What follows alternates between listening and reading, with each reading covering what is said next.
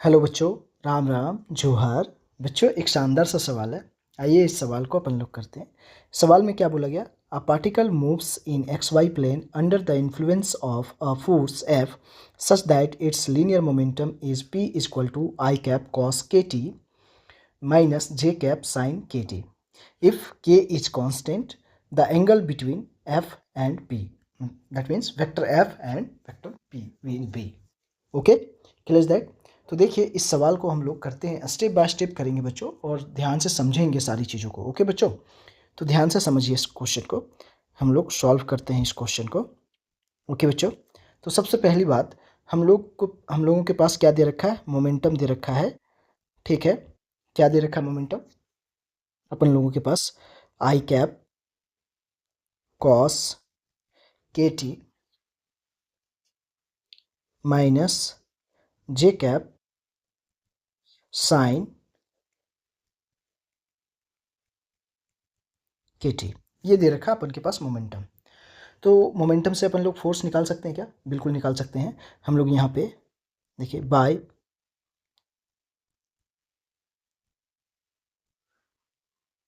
Newton's second law क्या हम लोग जानते हैं? F is equal to D P upon D T. तो देखिए, तो यहाँ से अपन लोग क्या निकाल सकते हैं? फोर्स निकाल सकते हैं। ओके बच्चों, तो यहाँ पे थोड़ा सा करिए, तो क्या लिख सकते हैं? F is equal to D upon D T, और P के जगह पर मैं यहाँ पे लिख सकता हूँ आई cap cos K T minus J cap sine K T.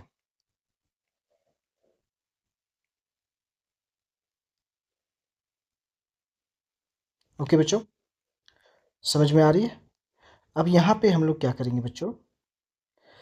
इसका डिफ्रेंशिएशन करिए, तो F इज इक्वल टू अपन के पास आ जाएगा माइनस के आई कैप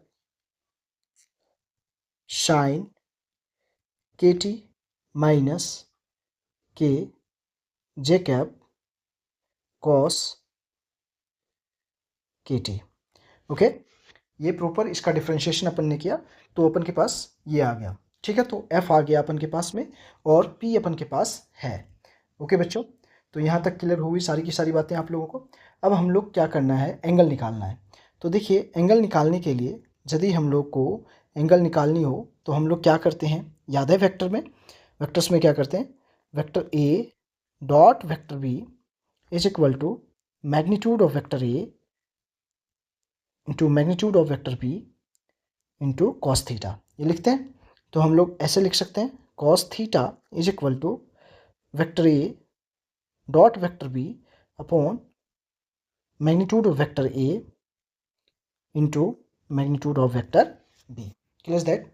तो इसी टाइप से यहाँ पे हम लोग लिख सकते हैं, क्या देखिए तो, vector F dot vector P is equal to magnitude of vector F into magnitude of vector P into cos theta.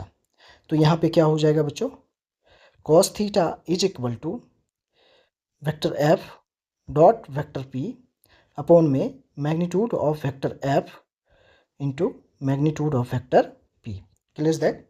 ऐसा बोल सकता हूँ अपन लोग? ओके बच्चों, बोल सकते हैं, क्लियर बिल्कुल बोल सकते हैं। तो यहाँ पे अब दूसरा काम करते हैं अपन लोग, vector F dot vector P निकालने की कोशिश करते हैं। तो देखिए अपन के पास वेक्टर एफ कितना है? तो वेक्टर एफ अपन के पास यहाँ पे है, तो इसको लिखें माइनस के आई cap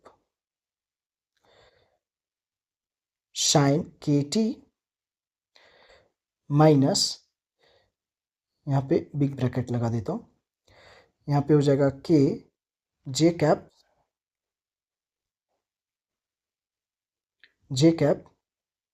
cos K T dot P क्या अपन के पास है? आई cap cos K T minus J cap sine K T. Okay, clear that. तो बच्चों यहाँ पे थोड़ी सी अब ध्यान अपन लोग देंगे तो हम लोगों की कुछ बातें बनेगी। क्या? देखिए, यदि मैं यहाँ पे अपन लोग जानते हैं, यदि आई डॉट आई करते हैं तो क्या होता है अपन का, यहाँ पे हो जाएगा क्या, अपन का हो जाएगा, आप जानते हैं आई डॉट आई क्या होगा, 1 होगा। ठीक है। अच्छा, आई डॉट जे करेंगे तो क्या हो जाएगा, 0 हो जाएगा। ये चीज़ आप लोग जानते होंगे। ठीक है, तो यही कॉन्सेप्ट को यहाँ पे यूज करने वाले हूँ। ठीक है ना? ओके। तो यहाँ पे देखिए बच्चों, यदि मैं देखूँ तो के साइन के टी और आई आई कैप, यहाँ पे के आई कैप साइन के टी, और यहाँ पे यदि आप देखें थोड़ा सा ये वाला टर्म को और ये वाला टर्म आई कैप आई कैप आई कैप आई कैप, दोनों को मल्टीप्लाई कर दीजिए तो अपन के पास यहाँ पे क्या मिलेगा, ये देखिए मैं डायरेक्ट सॉल्व करके दिखा रहा हूँ बच्चों।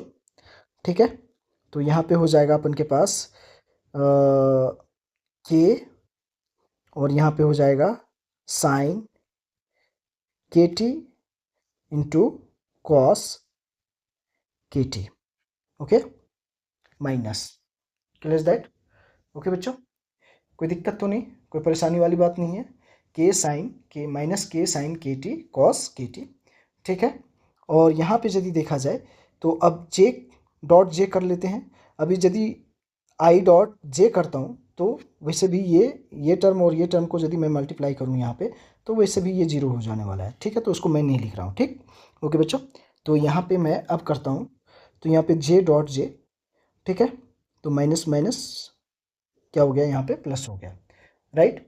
और यहाँ पे क्या हो जाएगा, के हो जाएगा, और यहाँ पे हो जाएगा यदि देखें तो कॉस के टी साइन, यहाँ पे मैं लिख रहा हूँ बच्चों, ध्यान से देखिएगा, यहाँ पे थोड़ा मैं इसको यहीं पे लिख रहा हूँ साइन के टी। ओके, ये अपन के पास में आया। तो फाइनली आप देख रहे हैं माइनस के साइन के टी, आप यहाँ से देखिए माइनस के sign K T cos K T plus के cos K T into sine K T. तो मतलब ये दोनों क्या है, सेम है। तो हम यहाँ पे ऐसे बोल सकते हैं vector F dot vector P is equal to क्या आ गया, 0 आ गया बच्चों। Clear that? तो अपन लोग ने अभी देखा था यहाँ पे बच्चों, ध्यान से देखिएगा और समझिएगा। ठीक है, तो यहाँ पे क्या कर सकते हैं, थोड़ा सा ध्यान दीजिएगा यहाँ पे। तो हम लोग ये अभी अपन लोगों ने देखा cos theta is equal to vector F dot vector P upon magnitude of vector F into magnitude of vector P. तो ये तो एफ डॉट पी मतलब vector F dot P vector P is equal to 0 आ गया, और 0 something 0 जो भी हो तो 0 अपॉन समथिंग कुछ हो तो क्या हो जाएगा, ये वैल्यू पूरी क्या हो जाएगी, 0 हो जाएगी। क्लियर? क्योंकि ये हमारे पास क्या आ चुका है, ये हमारे पास क्या आ चुका है, 0 आ चुका है। ये चीज़ आप देख रहे हैं यहाँ पे, ठीक है ना, यहाँ पे आप समझ रहे हैं, यहाँ से आप देख पा रहे हैं। ओके बच्चों, ठीक है। तो यहाँ पे अब सीधी बात यदि मैं करूँ आपके सामने तो थोड़ा सा ध्यान दीजिएगा बच्चों। तो यहाँ से मैं यहाँ आ रहा हूँ, तो cos theta is equal to क्या आ गया, 0। मतलब थीटा इज इक्वल टू कितना आ जाएगा यदि देखा जाए तो कितना, 90 डिग्री। मतलब थीटा इज इक्वल टू मैं लिख सकता हूँ ऐसे बच्चों, pi by 2, and this one is answer. यही इस सवाल का क्या हो गया बच्चों, आंसर हो गया। क्लियर? तो मैंने स्टेप बाय स्टेप सारे सवाल को करा हूँ, थोड़ा ध्यान से आप यदि देखेंगे बच्चों तो आपको क्लियर होगी सारी की सारी चीज़ें। तो यहाँ पे देखिए ये आपका क्वेश्चन था, तो यहाँ पे कौन सा ऑप्शन इसका सही है, तो ऑप्शन नंबर बी यहाँ पे करेक्ट है बच्चों। ठीक है, तो यहाँ पे देखिए ये आपका क्वेश्चन था, और ये पूरी की पूरी मैंने question step by step solve किया है। ठीक है ना, स्टेप बाय स्टेप सॉल्व किया है। ओके बच्चों, क्लियर? तो समझ में आई होगी बच्चों आप लोगों को। थैंक यू बच्चों।